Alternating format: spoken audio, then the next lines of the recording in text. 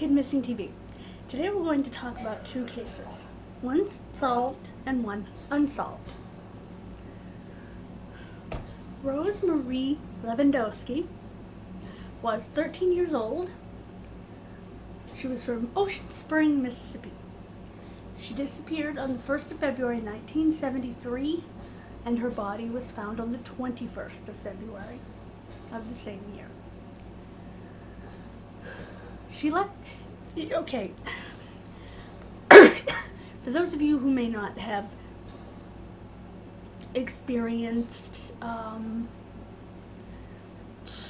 schools being rebuilt, repaired, renovated while you're in them, sometimes you're put in outbuildings, trailers, annexes, things like that. Well, that was the case here. She was in an outbuilding, and in order to get to the bathroom, she had to leave that building and go into another building. She never made it. She was abducted somewhere between the outbuilding and presumably the main school building.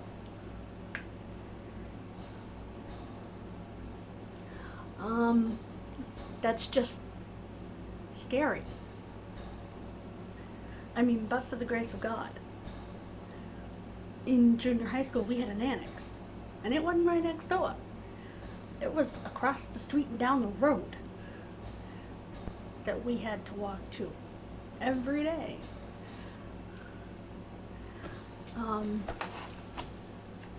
Fortunately, the annex had bathrooms. They didn't realize, because of the situation, right away that she was missing.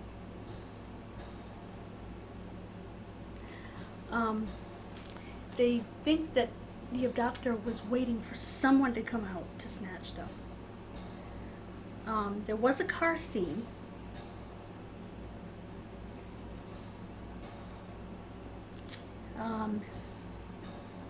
In the area of the school, and it was the same car that was described in two other attempted abductions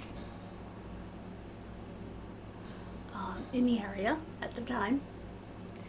Also, she was apparently marked present by another teacher, and I guess that's because, well, according to the teacher, she didn't want Rose to get in trouble. Anyway, and since every other teacher had marked her present up until that point, she just marked her present.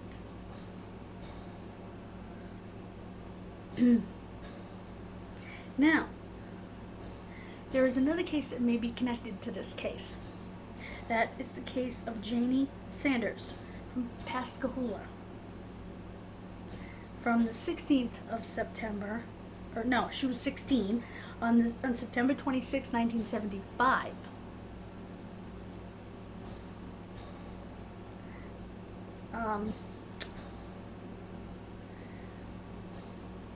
She was seen by friends getting into a car with a man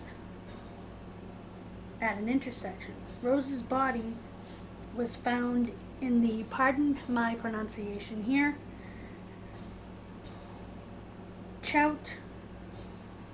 Chautauqua River in Biloxi. She was stabbed in the back. Another little girl that may be related was Mary Ann Favre, age 15, was taken on the 22nd of April 1974. Her body was found in Pass Christian, near a place called Discovery Bay. The car in that case is also described as a 1960 Chevy with 3 tail lights on the fender. Now, I talked to my uncle, who is in his 70s, because my father is no longer alive, so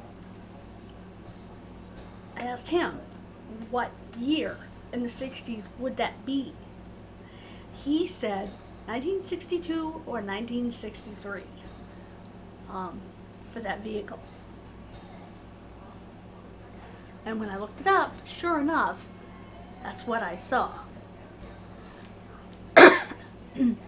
The FBI has a sketch of the killer, which I believe is right here in the poster.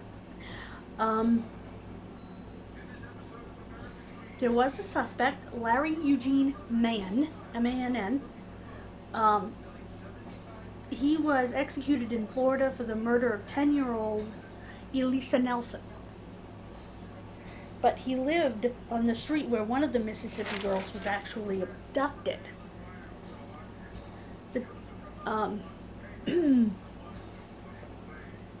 Rose's best friend Diane asked for permission to go and look for her, but was denied this permission. I'm sure the teacher regrets that decision.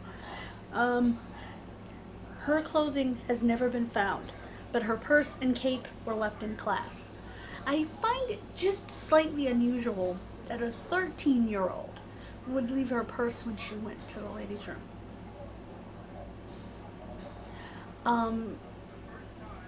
Because most girls from that age on up, girls and ladies, take their purse whenever they go to the bathroom, regardless of whether they're having their cycle or not, because if you only take it when you're having your cycle, then you're announcing to everybody you're having your cycle.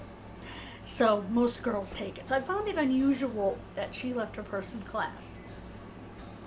Not only that, girls that age have their makeup in their purse, or it was 1973, maybe she was going to have a cigarette in the bathroom or something. You know, it's unusual. If you have any information in this case, oh, by the way, before I give you that phone number, her parents actually sued the school for neglect. Somehow they lost that suit. Not sure how you would lose that suit, but they did. If you have any information on this case, you can call the Jackson County Sheriff's Department at 1-228-769-3063. 1-228-769-3063. Now, I want to talk about another case, very recently solved. A little boy was found wrapped in a bundle in a quilt with wire around it, some sort of weight.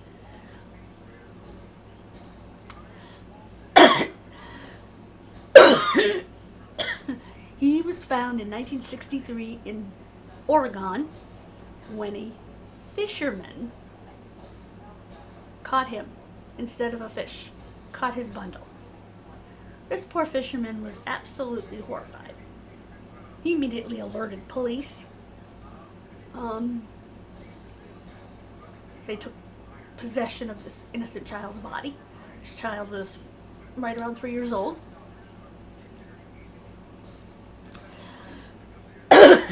Excuse me, allergies. He had Down syndrome, which may have been a motive for the situation.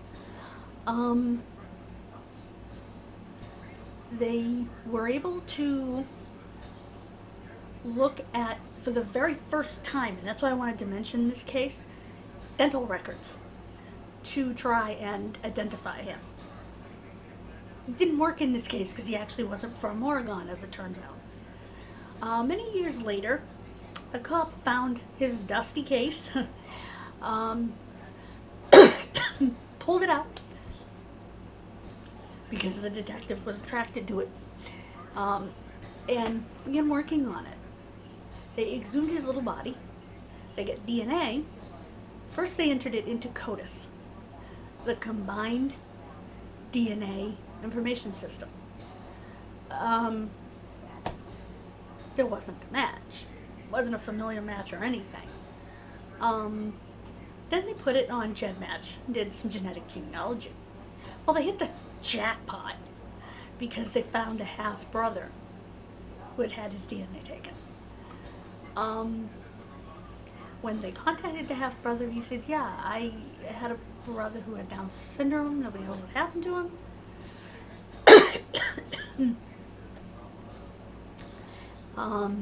And from there, the boy was identified as Stevie Crawford.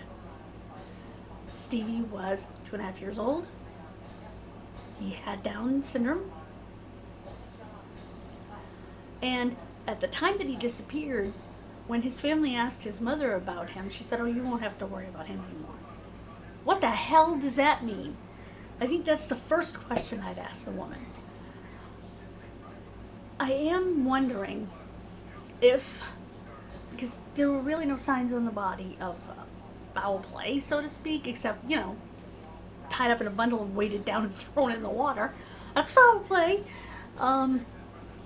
But I wonder, there are a couple of ways he could have died. He could have died at the hands of his mother, who, as I understand it, is now deceased. Or it is possible that he died of the heart condition that affects children with Down syndrome, and if not treated, it can be fatal. And every kid is different in terms of how bad it is. So if he died of that, the mother was very poor. She may have, disposed of him, and that could have been why she said, "Oh, you don't have to worry about him anymore." I still would have said, "What? Excuse me? Pardon?" But anyway, once his family learned of his horrible fate, they decided that he would be once again exhumed and taken to his family's plot in New Mexico, where he had been born. How he wound up in Oregon, I have no idea. I guess Mom was on a trip, from what I understand, but that's quite a hike from New Mexico to Oregon. You're talking 3-4 states. So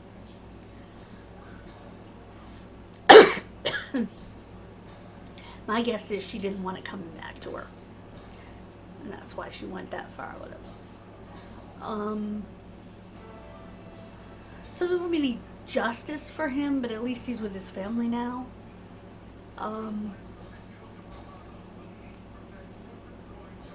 But I just wanted to share that with you, like I said, because it was the first time that detectives attempted to use dental records to identify an unidentified decedent.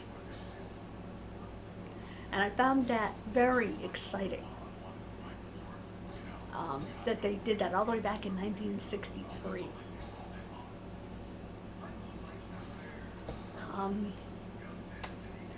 Thank you for joining me. Next time, we will talk about the case of Mary Maroney. Mary Maroney's case is freezing cold. She was 2 years old when she was abducted in a very strange way. Now, is it possible she's still alive as an elderly woman and has absolutely no idea what happened to her when she was 2? Abso-stinkin-lutely. Especially today.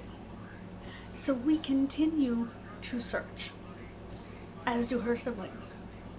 Her parents never gave up until the day they both died, or the days they both died. So we will not give up either, even though it may seem utterly ridiculous, because of the year in which she disappeared. Again, thank you for joining me. Please share, please like, and please subscribe. Thank you so much. God bless you, and have a wonderful day.